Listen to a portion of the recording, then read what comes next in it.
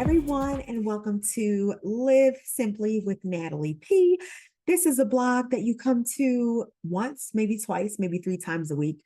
It's going to be the same video, no matter how many times you come a week. But yeah, we do videos once a week, vlogs once a week to encourage you. And more than likely, the vlog is going to be an extension of the blogs that are posted on livesimply.com/simply blogs earlier in the week. So yeah, if you're new here, hey, thanks for coming. If this is your third or fourth or sixth time back, because we're pretty new, I don't have that many episodes up, but I think about 7 or 8 maybe. Welcome back, and so happy to have you. Now, it is a wonderful day, even though here in the DMV it is rainy and cloudy, but we still shining. I am totally giving 80s vibes today because I grew up in the 80s and I love it. So in case y'all want to see my Care Bear, and this is Cheer Bear. Yes, it is my sweatshirt, but not only that, this is my cup. Wait until you see my mug. Are you ready? If this doesn't give 80s vibes, y'all should know this book too. You know, the Little Miss books. Well, maybe not, depending on how old you are, but those books were the book. So could this be my product for today? My product shout out? Yeah, shout out to these Little Miss mugs and pretty much anybody who is bringing back 80s stuff. I don't know if you've noticed, but like Care Bears are all over the place. Rainbow Bright is. I've seen a lot of Little Miss things. Strawberry Shortcake, she's coming in heavy and strong. That's because growing up in the 80s was like the best time ever. Get with it. So yeah, shout out to those who grew up in the 80s as well. I was a child in the 80s. But anywho, let's come on back. As we know, or maybe you don't because you may be new, but we have been talking about being a disruptor. And we've been talking about that over the past couple of weeks, but we're disrupting in a good way. Now, it may be time for you to shake up how you approach and present yourself to the world and shake up your relationship with God to go deeper and stronger in Him. Those are things that we've been talking about over the past couple of weeks. Now, today we are talking about disrupting the way we approach our purpose, right? So, and today we're also getting something that many of us really do deal with, right? The whole purpose thing. Many of us struggle with it. I know the purpose word, right? It gets thrown around a lot. What's your purpose? Find your purpose, discover your purpose, live out your purpose, all that. But you do realize, I mean, as much as it gets thrown around, you do realize that you are here for a reason. None of us were born for nothing. Like, what do you think? God was just like, oh, I'll just have a whole bunch of people around doing nothing. No, He did create us for a purpose. So no matter how the word is thrown around, we're going to have get some strategies today to really help us to live out purpose, but to approach it in a different way.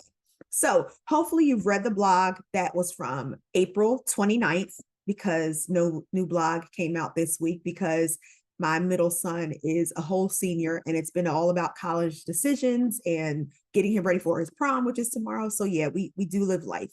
Living simply means that life happens, but we're still going to honor God in all that we do. So anywho, the blog from April 29th was, it was written out. So we talked about, you know, how the world has trained us to see purpose as something that has to be polished or public and perfect.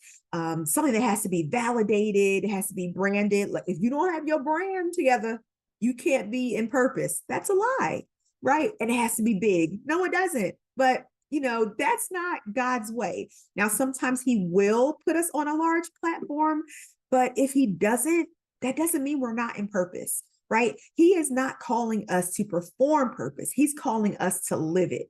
And many of us, we ain't even living it.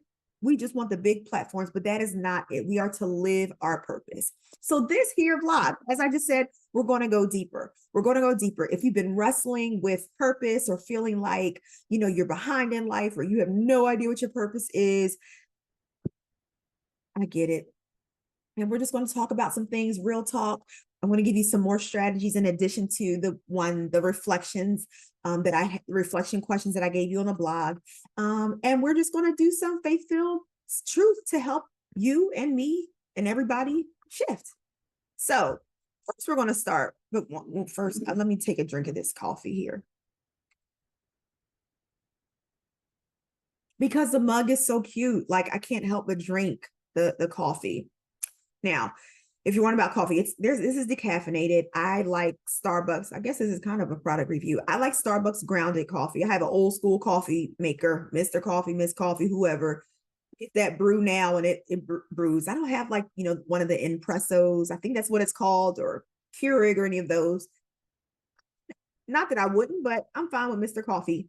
So anywho, what I do with my coffee is lately I have been, now I'm not gonna lie, I've been trying, we're just gonna do this now before we get into it. I've been trying to like work with the almond, is it the almond milk and the oat milks and things like that? It's just not, it's not coffee for me. It's not.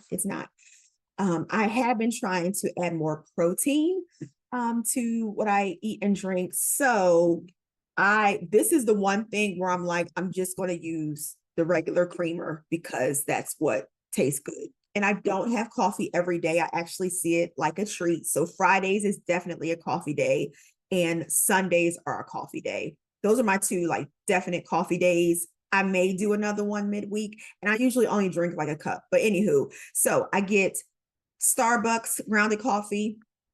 I get the Pike Place. That's what it's called. That's the flavor that I get. Pretty neutral flavor, but I like it. General, it's not no like caramel or anything like that. Just Pike Place. And what I do, make my coffee. I have been become in love. Is that right? Yeah. I've become in love. That doesn't sound right though. But with the frother, I'm not gonna run to my kitchen to get it, but it's a frother and it kind of helps you like to whip things up. So anywho, so I make my coffee. Then what I'll do is I'll take some Fairlife, which is like it's a milk, but not a real milk, I don't believe, but it's higher in protein. I'll put some of that in my mug, and then I'll put some of the Starbucks caramel macchiato, a bit of that in the mug too. I don't add sugar. The only sugar I'm getting is from the cream.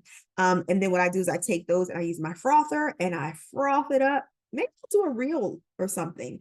I'll froth it up. And then it makes it all like creamy and foamy. And then I'll pour the coffee in.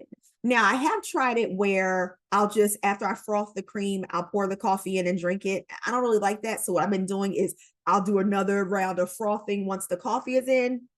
When I tell you like the perfect sweetness, not too sweet, creamy, and yeah, I like that Fairlife. I haven't tried it with like just drinking it by itself yet, but I do use it like when I'm cooking things. Remember Kodiak, which I shared with you, that the breakfast, pretty much have a lot of breakfast brand things. I made some of their banana muffins this week. So good. They're high in protein. Added an egg, 2 eggs, I believe, to get more protein. But I also, instead of milk, I use the Fairlife.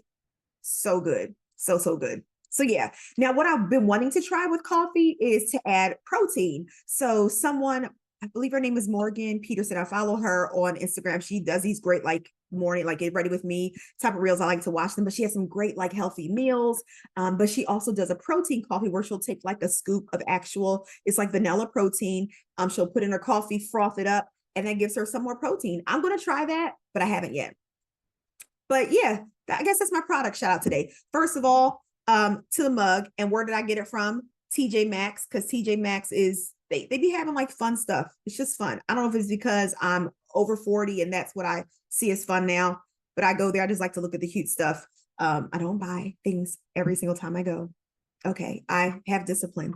But that shout out to the Starbucks Pike Place ground coffee, and shout out to Fairlife, which is a protein milk. Okay, so let's get back into this whole purpose thing. All right, so thinking about, there's a purpose trap, right? A lot of times we get stuck in like living out our purpose of, figuring out what it is.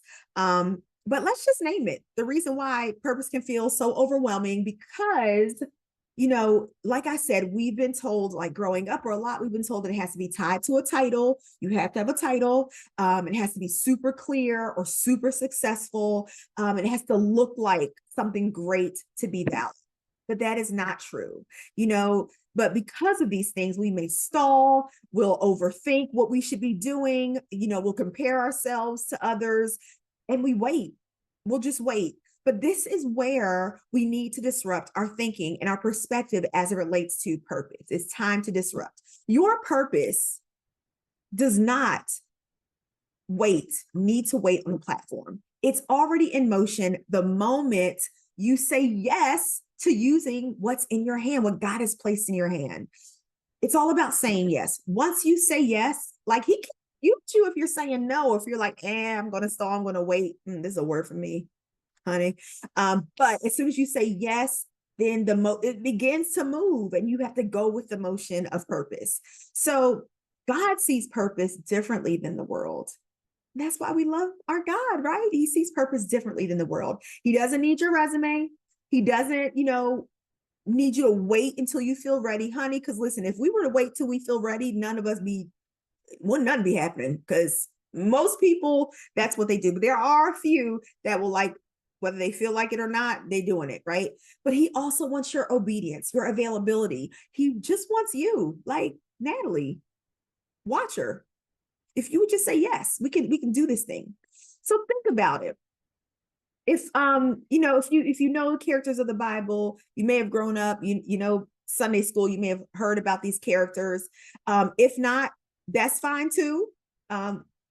We're not being against anyone, everyone just listen. But there are some characters that I want to highlight that, had to deal with this whole purpose thing. So Moses, we all know Moses. He didn't think he could speak. Like, he legit had a stuttering problem, but God used him anyway. Now, I will say Moses did go back and forth with God for a minute. I can't do it. Who am I? I can't talk. Why you want to use me? Like, God was like, yo, like, bruh, like how my boys say, bruh. Like, he legit got mad at him, got frustrated, and he did give him someone, his brother Aaron, to speak for him, but God did use him in a mighty way. And he didn't even think he could speak. All right, Esther didn't go looking for a crown, but God positioned her for it. She just wanted to help her people. She knew her people were in trouble, and God used her to bring her people out. Yes, David, the one that fought Goliath, with the stones, hit him, knocked him out, chopped off his head. He did do that too. He did after he killed him. Yep. David was just tending sheep. And then God was like, nope, no more sheep. You're going to be king. You're like my sheep. You are going to be king. So what's the lesson in all this? The lesson is God disrupts our plans so we can walk in purpose. And the purpose, he wants us to walk in the purpose that's rooted in him and not in us. So over on the blog, like I said, I did share a few reflection questions to make sure that you take some time. I want you to make sure you take some time to answer those. But right here, I have got 3 more purpose-driven strategies that you can begin to implement today. You can begin to implement today. So let's look at these notes here so I can pull them up. You know me, former teacher, got to have the notes, don't want to miss anything. All right, first one, you want to define the fruit, not the finish line. Ooh, define the fruit. And I don't mean grapes and oranges, y'all.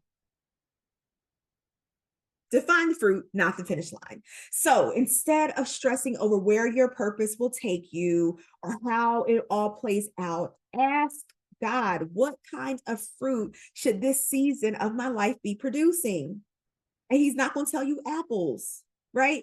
So by fruit, what I mean is that's a biblical term that is used a lot. But what I mean is it's visible evidence of what's happening on the inside of you, how God is working and what's happening on the inside of you. It's the impact, it's the growth, the character, it's the outcome that shows up when we're aligned with God and moving in obedience, even in the small ways. So he tells you, to get up and take a 15-minute walk, because God will check you about your health and taking care of yourself. If he tells you to do that, that seems small, but you're being obedient, and that's what he's looking for, right? So that's what it's all about. Fruit is when what we're doing on the inside, when we are disciplining ourselves and obeying God with whatever he asks us to do, it's going to show, it's going to grow. People are going to see results of what you're doing. So now by fruit, it could look like, fruit could also look like peace when life is chaotic, because when you're obeying and trusting God, everything can be happening, but he gives you peace. It can look like kindness, even when we face disrespect. Fruit can be growth in how you manage your time or your mindset. Fruit can be encouraging others, even while you're still waiting on your own breakthrough. Fruit can be that, this small thing that you started has grown and increased, and now it's impacting, states and countries. Fruit can look like that. But fruit is also faithfulness to show up and do what God asked, even talking to myself here, even when you're tired, even when you're tired. So, in short, fruit is less about what you achieve and more about who you're becoming. Who you're becoming as you are moving throughout this life in motion with the purpose that God has given you. So instead of chasing a title or, a 5-year, 10-year plan, not to say plans are not nice to have, but instead of chasing that, where you're like literally making yourself sick because you haven't met the goal that you set for May 15th, instead of doing that, just ask God, what do you want to grow in me this season? What fruit do you want me to show? So, what fruit is this season supposed to be producing in my life? Is it to be encouraging others? Is it to build something small but faithful? Is it to grow my trust in you? Is it to take the small thing and now create a larger thing so that I can have a greater impact? Let that be your aim, not fame, Lord, not followers. Help us, but fruit. So that was the first one. Okay. That's the first strategy. Define fruit, not the finish line, not the finish line. The next thing, this is fun too. I want you to create a purpose parking lot. Create a purpose parking lot. Now, sometimes we get overwhelmed because we have too many ideas. Did you see how I straightened out my hand there? Too many ideas, like all the things. So I want you to try this. Like, start a page in your journal, because I know that you all have journals now. Start a page in your journal or somewhere and call it Purpose Parking Lot. And then write down the ideas, the dreams, the callings that you're not ready to move on, but want to come back to, right? So, and then choose one thing to act on this week, just one. So once again, write down the ideas, the dreams, callings you're not ready to move on, but want to come back to. And then choose one thing this week to start. And this will help you stop spinning and start building. A lot of times we're just like, we have all these ideas and we just keep trying to hit on each idea without really allowing one idea to become, a solid, grounded, rooted idea where it can actually grow, right? We're just giving it a little bit of water, a little bit of sunshine, and then why am I preaching to myself? Even though I'm not preaching, Lord have mercy. We'll give an idea, a little bit of water, a little bit of sunshine, a little bit of care, and then we'll leave it expecting like it to grow when we haven't watered it or provided sunshine in like 2 months. Get that purpose parking lot and just choose one thing and focus on that. This is good to me. All right. Number 3, do one purposeful thing in private. In private, not for the TikTokers. Let me stop. Not for TikTok, not for the gram, Facebook, whatever. X. I hope you're not. Did I do that for X? Sorry. But do one thing in private, right? We don't always need more exposure. That's the problem. All we want is exposure, ain't really doing nothing. But we really need more integrity. That's one of my old pastor, Bishop Alfred A. Owens, he always said integrity was doing the right thing, even when no one is watching. Whether they're watching or not, you're doing the right thing. So, pick one thing to do this week that aligns with your purpose, but don't post it. Don't share it. Just do it. Don't announce it. Just do it. Just do it. And you're like, well, why, Natalie? Because this is a big deal. Because, lady, person, woman, purpose deepens when it's rooted in obedience, not applause.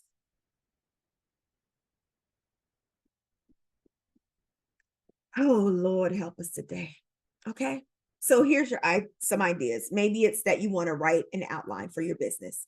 Maybe you want to encourage a friend on today. You want to finish that thing God told you to start 3-5 years ago.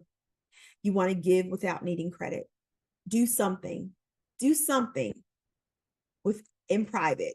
Don't announce it. Don't post it. Just do it because you know God asked you to do it. Oh, I love it. I love it. So in closing, because, I don't stay too long. I know we have things to do, but in closing, if you're feeling behind, you're not. You may be. Let's be honest, because God may have told you to do something like so long ago.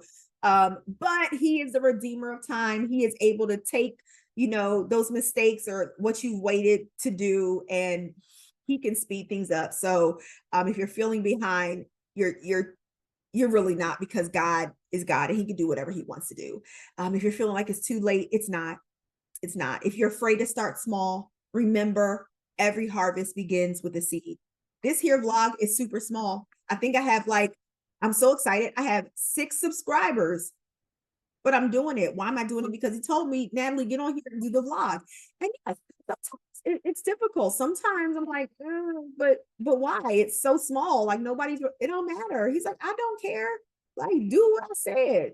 Do what I said. So, you're not waiting for purpose. You're not. You shouldn't be waiting for purpose. You should be living it. Living it is really living. Things breathe. They're in motion, right?